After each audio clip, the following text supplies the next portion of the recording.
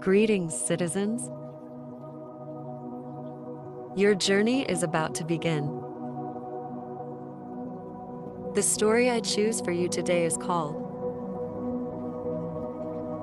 Faithful John. Please find a position which make you feel comfortable. Relax yourself.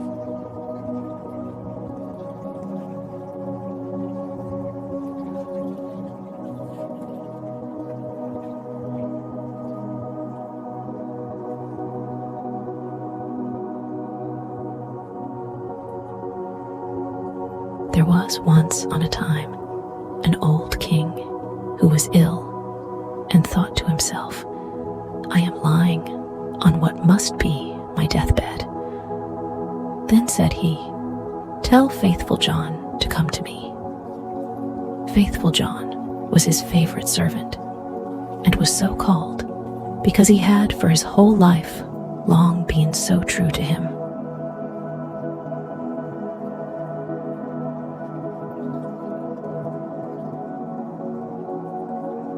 When therefore he came beside the bed, the king said to him, "Most faithful John, I feel my end approaching, and have no anxiety except about my son. He is still of tender age, and cannot always know how to guide himself.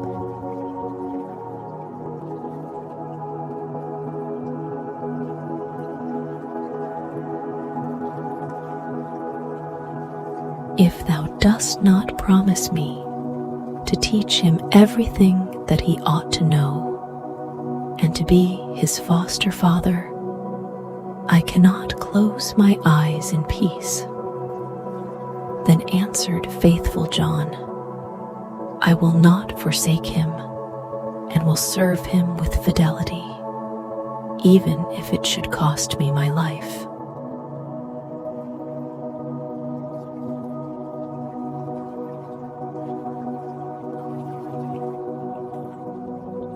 On this, the old king said, "Now I die in comfort and peace."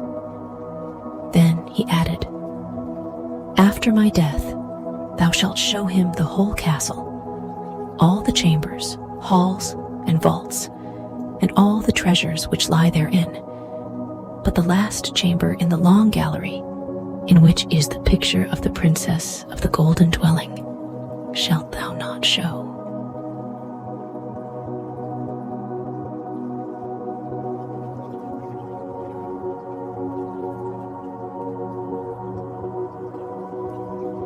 If he sees that picture, he will fall violently in love with her, and will drop down in a swoon, and go through great danger for her sake. Therefore thou must preserve him from that. And when Faithful John had once more given his promise to the old king about this, the king said no more, but laid his head on his pillow and died.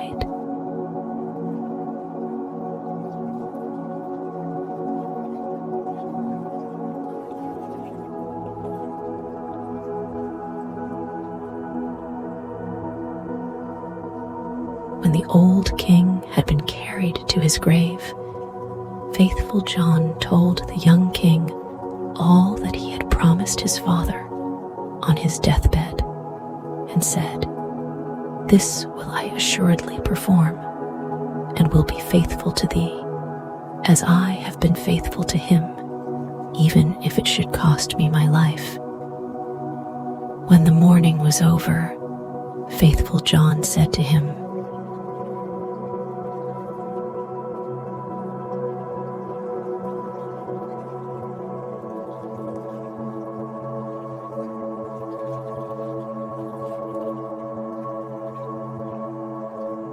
"It is now time that thou shouldst see thine inheritance.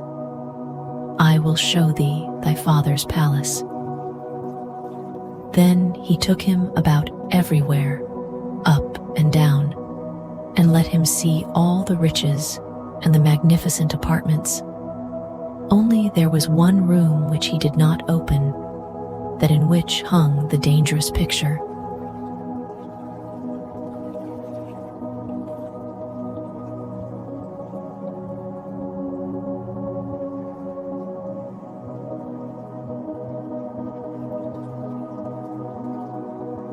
The picture was, however, so placed that when the door was opened, you looked straight on it, and it was so admirably painted that it seemed to breathe and live, and there was nothing more charming or more beautiful in the whole world.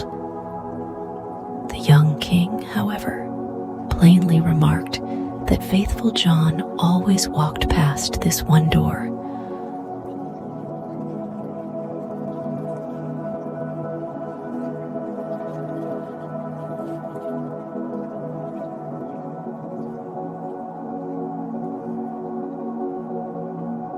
And said, "Why dost thou never open this one for me?"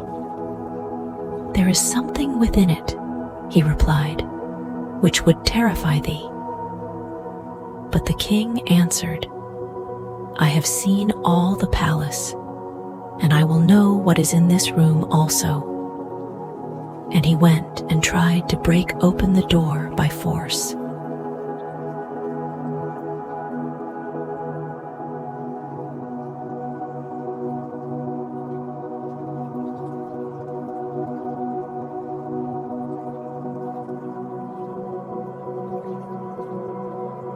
Then faithful John held him back and said, "I promised thy father before his death that thou shouldst not see that which is in this chamber. It might bring the greatest misfortune on thee and on me." "Ah, no," replied the young king.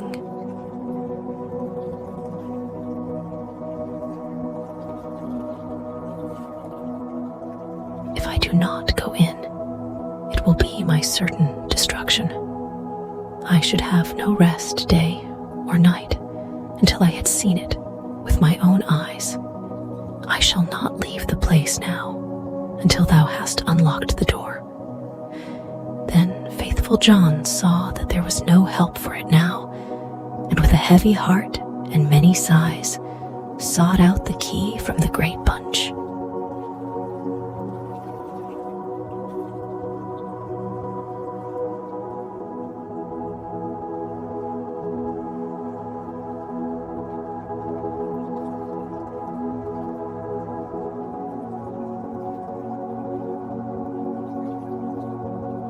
When he had opened the door, he went in first and thought by standing before him he could hide the portrait so that the king should not see it in front of him.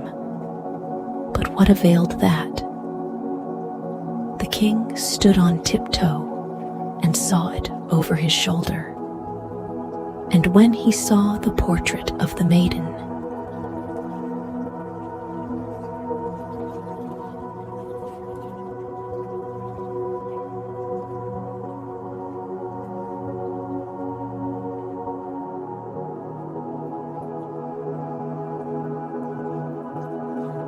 which was so magnificent and shone with gold and precious stones, he fell fainting to the ground. Faithful John took him up, carried him to his bed, and sorrowfully thought, "The misfortune has befallen us, Lord God. What will be the end of it?" Then he strengthened him with wine until he came to himself again.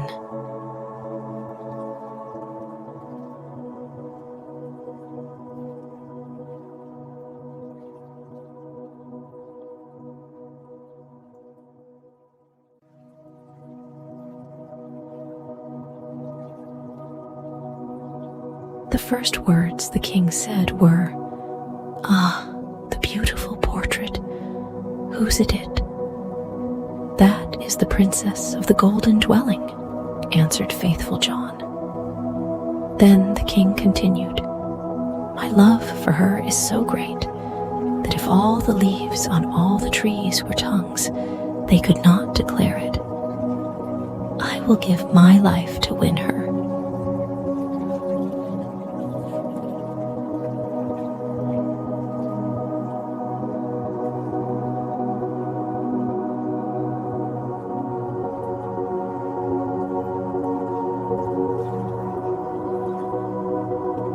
Thou art my most faithful John. Thou must help me.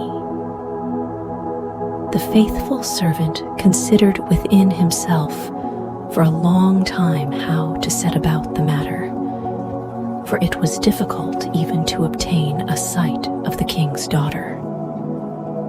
At length, he thought of a way and said to the king,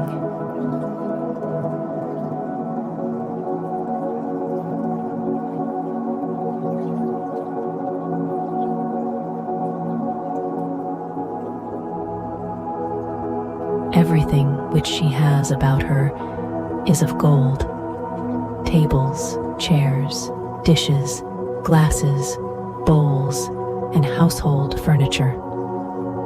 Among thy treasures are 5 tons of gold. Let one of the goldsmiths of the kingdom work these up into all manner of vessels and utensils."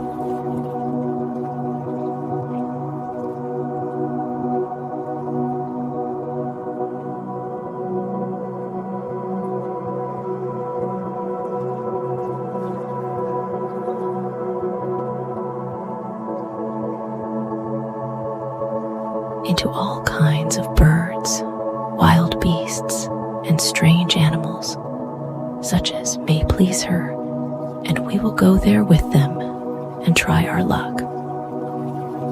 The king ordered all the goldsmiths to be brought to him, and they had to work night and day until at last the most splendid things were prepared.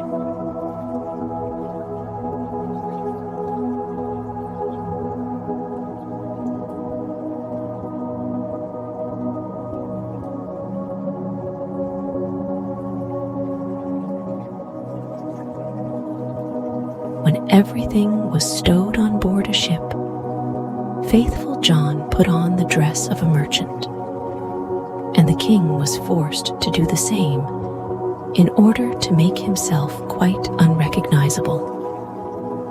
Then they sailed across the sea and sailed on until they came to the town wherein dwelt the princess of the golden dwelling.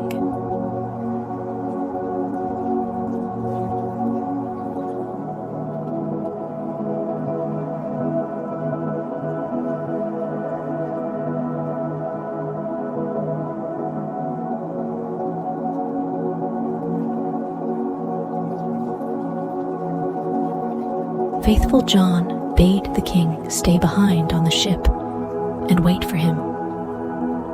"Perhaps I shall bring the princess with me," said he. "Therefore see that everything is in order. Have the golden vessels set out and the whole ship decorated." Then he gathered together in his apron all kinds of gold things.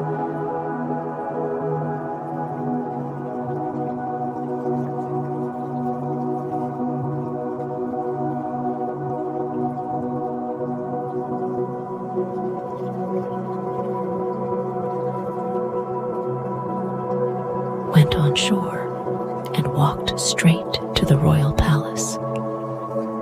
When he entered the courtyard of the palace, a beautiful girl was standing there by the well with 2 golden buckets in her hand, drawing water with them. And when she was just turning round to carry away the sparkling water, she saw the stranger and asked who he was.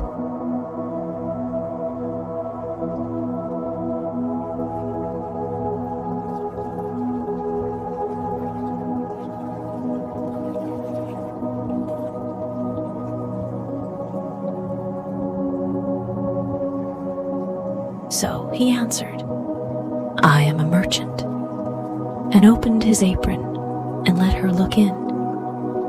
Then she cried, "Oh, what beautiful gold things!" and put her pails down and looked at the golden wares one after the other. Then said the girl, "The princess must see these. She has such great pleasure in golden things that she will buy all you have."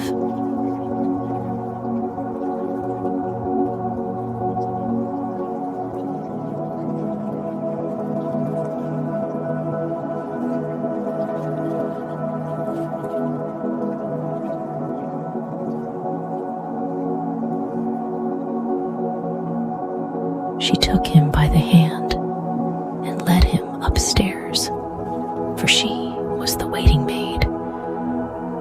When the king's daughter saw the wares, she was quite delighted and said, "They are so beautifully worked that I will buy them all of thee."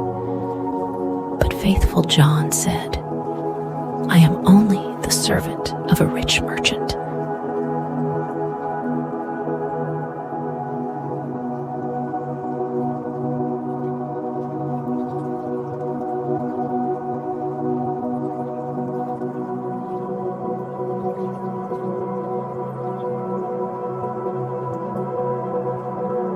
"The things I have here are not to be compared with those my master has in his ship.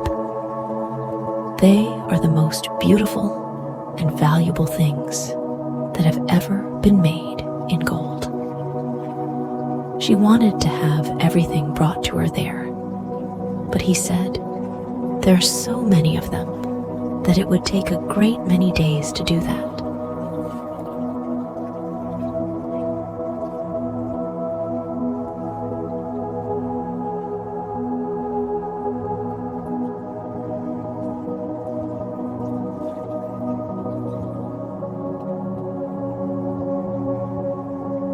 And so many rooms would be required to exhibit them that your house is not big enough. Then her curiosity and longing were still more excited, until at last she said, "Conduct me to the ship. I will go there myself and behold the treasures of thine master."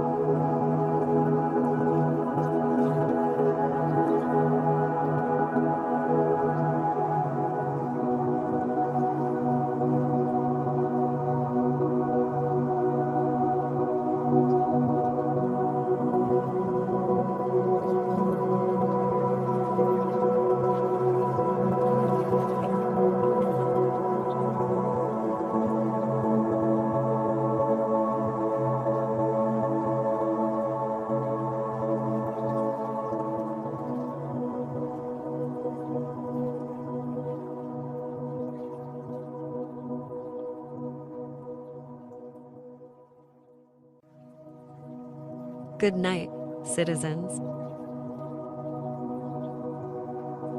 Have a nice dream.